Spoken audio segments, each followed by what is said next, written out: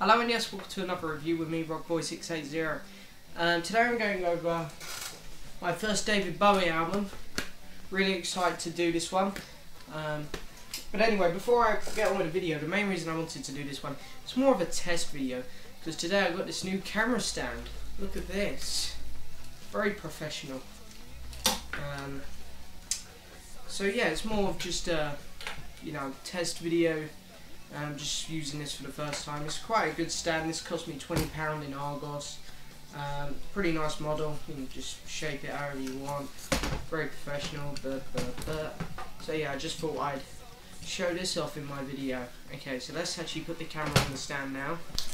Okay, so getting on with the review now. Basically, I'm going to do the same as usual. Going to go over, or give you a bit of information, go over each song individually, show you my copy of the vinyl record, and then give it a mark out of 10. So, this album, David Bowie Aladdin Sane, is a great album, to be honest. I really enjoy it. There's a couple of weak moments on it, because I know this is a fan favourite when it comes to Bowie fans. I know Bowie fans absolutely adore this album. I'm not Bowie's biggest fan, I'm going to be honest. I do really like him, but I don't love him. So, this album, there are a couple of weak moments on it for me, but anyway, we'll get to them. Okay, so this album came out on the 13th of April 1973 over here in the UK. I'm not sure about in America and everywhere else. It only reached #1 in one country, and that was over here in the UK. Got to number 17 in the US, which I don't think is a bad position. I think #1's reasonable for this album. I think that's I think this album is a #1 album. But 17 isn't a bad spot, I guess. If this album wasn't in the top 20, let's say, it would be very disappointing. And yeah, okay, so let's get on with the songs. So the first track up is Watch the Man, and the intro I think is a great opener, really good rocking song, great.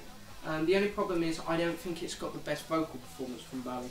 I think the instruments overshadow his voice. I think it's difficult to hear him at some points in the song. And I don't think it's his best vocal performance, as I said, but it's a good song, rocking song, great opener. The next song, of course, and same, slows the album down, and I say it all the time, when you got a fast rocking album like this, I like a slow song on there every now and then, so that's great. I love the piano work, great piano work. Much better vocals than Watch the Man, I think. Better vocal performance. But just with the piano, because the vocals and the other instruments which go on it do not give off a jazz feeling at all. But I think the piano really does give off a bit of a jazz feeling, and I quite like that. Got a bit of a combination there of a jazzy piano tune with some rocking guitars that kick in a little bit later on in the song, which I think is a great combination, and it works really well. So yeah, I think it's great. Great song because of that combination. There's a really good feel to it, and it's different, very different. Next song, Driving Saturday. Amazing vocals. I think he really does, put in a lot of effort here on his vocals. Gives off a really powerful. He's got really powerful vocals on this song. It's most probably his best vocal performance on the album. Or, it's one of his best vocal performances, let's say. And I really like the saxophone. I think it's the saxophone going on in it. Sounds really good. Works with the song well. Piano in Detroit.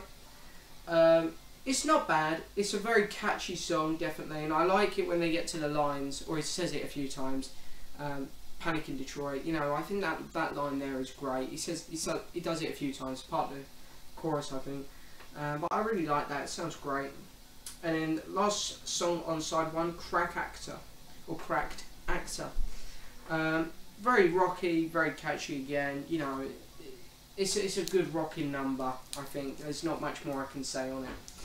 So the next track up is Time. Great vocals. And I think it's got to be my favourite on the album. I really like it when the song keeps pausing in the middle. All of a sudden you think the song's over. It's like, oh, okay, that was a bit short. next song. Oh, well, wow, it's back again. It's not over. Oh, it's stopped now, is it? No, it's back. It hasn't finished yet. So that sounds really good, I think. So that's great. Next track, The Prettiest Star. I really like the vocals again. There's some powerful vocals again. It sounds really good.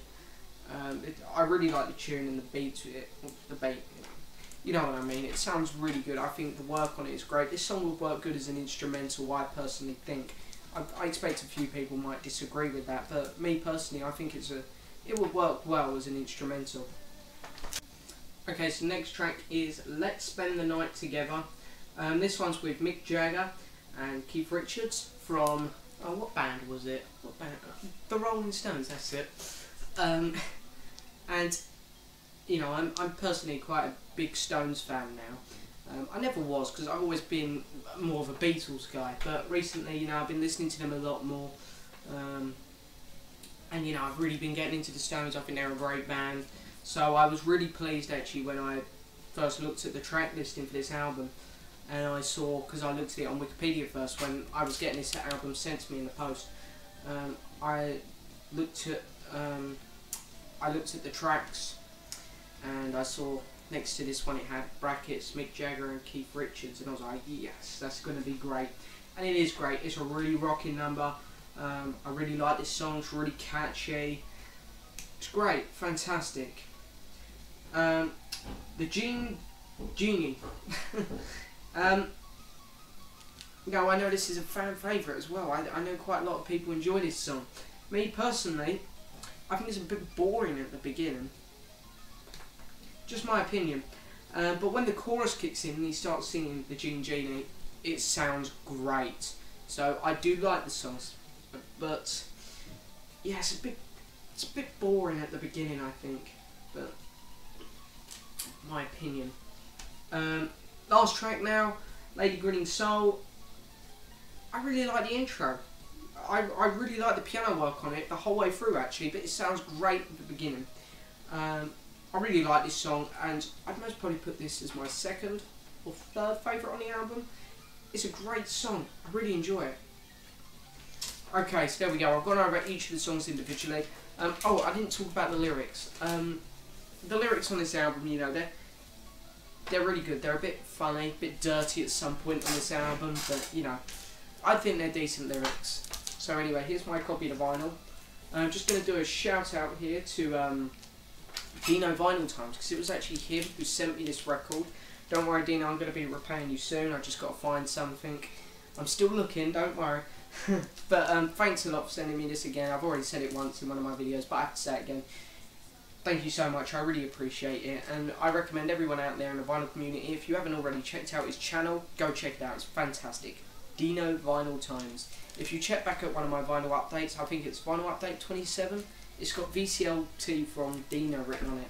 If you go click on that video, I'm pretty sure in the description I have a link to his channel, so, but anyway, it's my copy of the record. Take it out, plastic, one of them Blake sleeves. Yeah, I really like the cover to this one. It's a bit weird, but I think it works. It's a, you know, everyone's going to remember this cover. I think it's a well-known one. Track listing, and yes, a gatefold. It's a very, very unusual picture in the gatefold. Very unusual.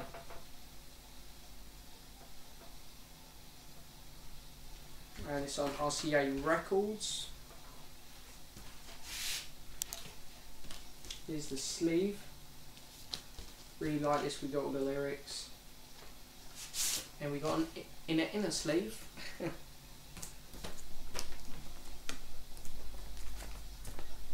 I'm pretty sure mine's made in England.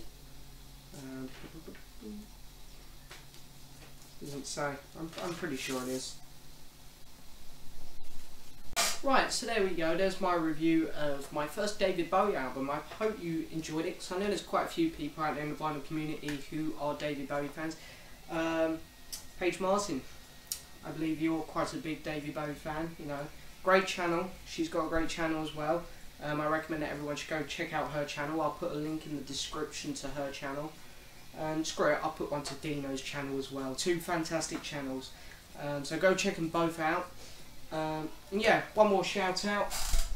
I just feel I have to do this. Happy birthday, Ringo. It's Ringo's birthday today. So I was going to do a Ringo review, but I thought I've got a Beatles one coming up on Thursday because it's the 50th anniversary of A Hard Day's Night. So, you know, I'm going to be doing a review of that album. And of course, I've just done Paul McCartney's Driving Rain, so I thought I'd better not do another Beatle related one. But anyway, there we go. There's my review of David Bowie and Sane. Out of 10. I know a lot of people would definitely go straight off the bracket and go 10 or 9. But I think I'm going to go with an 8.5. I mean, nothing personal. I'm just not the biggest Bowie fan. I mean, he's great. Don't get me wrong. I love him. He's fantastic. But I'm not his biggest fan. He's an amazing guy. This album is amazing. It is very good. But I think an 8.5 sounds right in my head at the minute. So there we go. It's an 8.5 for David Bowie's Aladdin Sane. Please subscribe, leave a message, let me know what you'd give it out of 10, and like the video. Thank you very much for watching. Goodbye.